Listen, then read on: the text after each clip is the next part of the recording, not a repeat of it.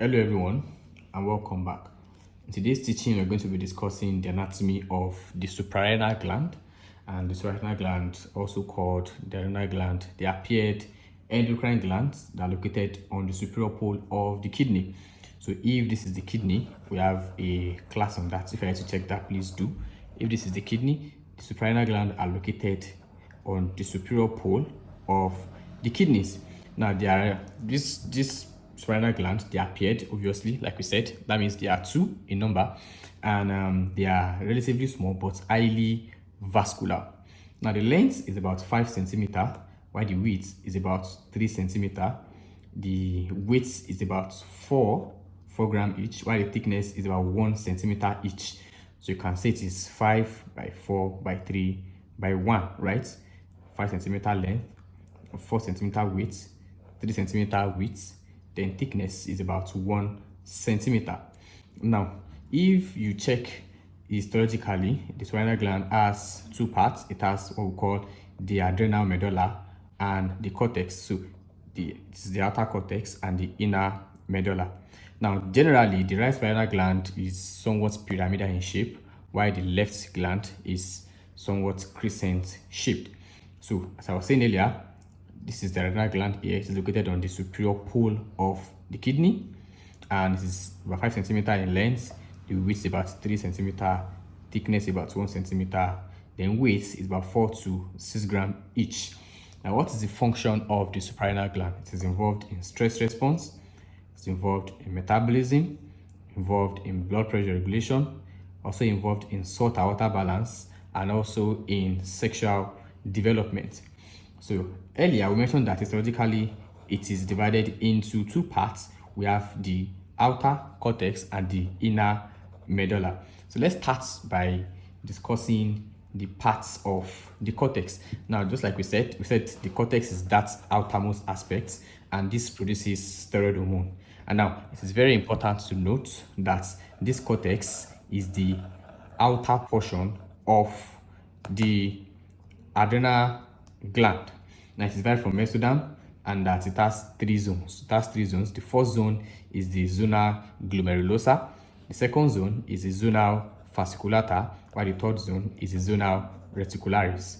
So the adrenal gland has 2 parts, an outer cortex and inner medulla, while the cortex is derived from mesoderm and has 3 zones: zona glomerulosa, zona fasciculata, and zona reticularis. So let's pick these zones one after the other and briefly discuss them.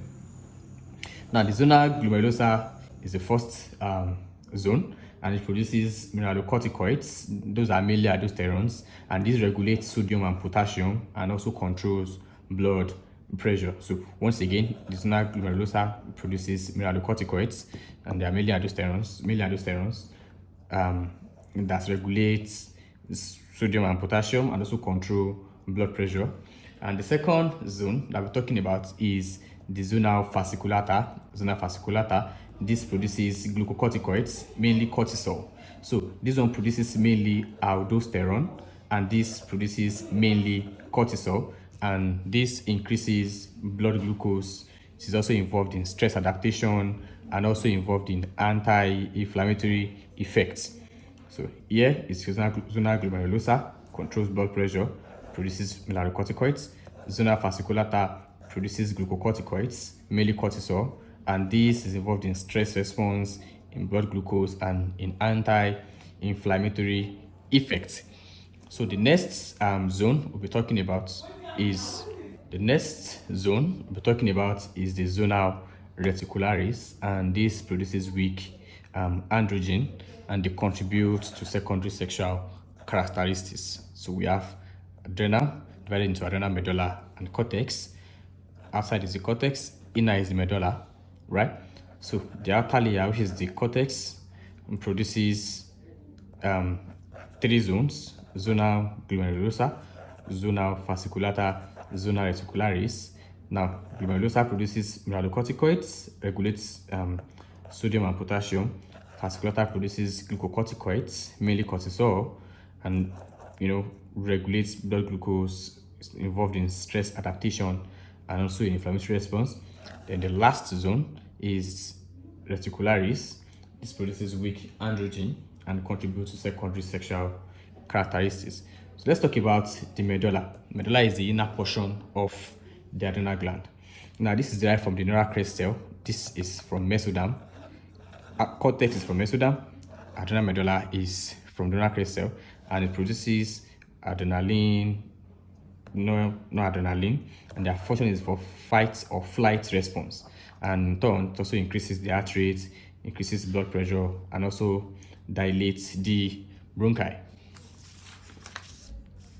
So here is the diagram to better make you understand the histology.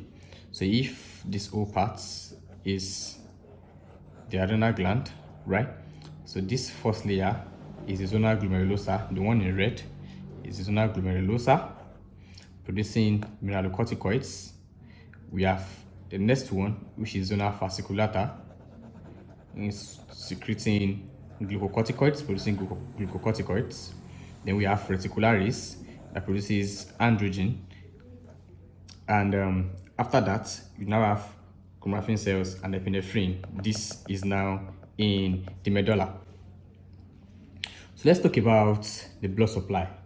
The blood supply to the suprarenal gland. We have the superior suprarenal artery, we have the middle suprarenal artery, we have the inferior suprarenal artery. So let's go to the venous drainage. The right suprarenal vein drains into the inferior renal cava, while the left suprarenal vein drains into the left renal vein. For the clinical correlates, I have two. The first one is Addison's disease, which is the hypersecretion of the cortisol hormone, and the features include fatigue, low blood sugar, and hyperpigmentation. Then secondly, what we call the Cushing's syndrome. This is excess cortisol, and the features include moon face and hypertension. So I believe that with this, you understand the anatomy of the adrenal gland. Please feel free to subscribe to this channel, do so. And if you have any question, kindly drop it in the comment section. Thank you so much, and see you next class.